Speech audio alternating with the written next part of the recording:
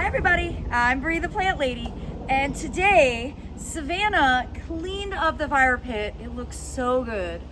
But we were looking and like the succulents that we overwintered in the heated shed don't look that awesome. So we have decided that today is the day. We're gonna rip the band-aid off and get all of these replanted. We're gonna show you exactly how. All right, our process is super easy. These are all random succulents that I've had for probably a decade.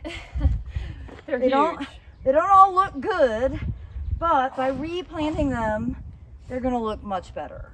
So we have just found a bunch of containers that I like to use every year.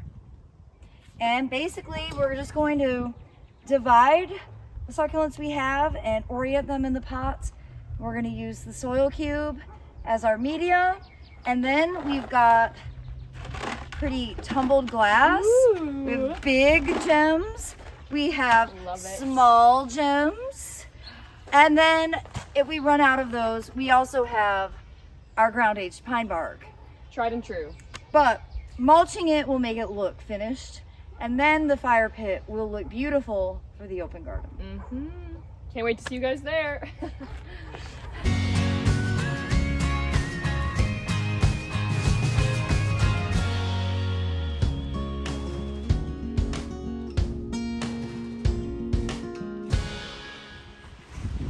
Well, I think this was a successful venture.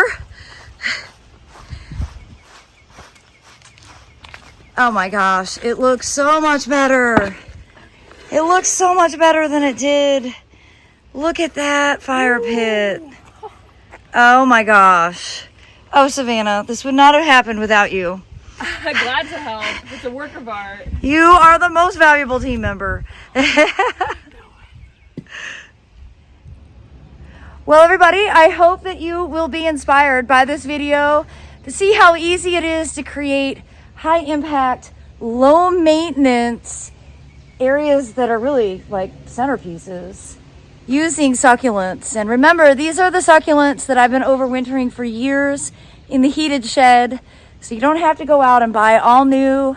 So I know since the houseplant craze, all of these plants have gotten really expensive. So there's no reason that you can't overwinter them and then reinvent them for your garden use every summer. Well, thanks so much for watching, everybody. Happy gardening. Bye, guys.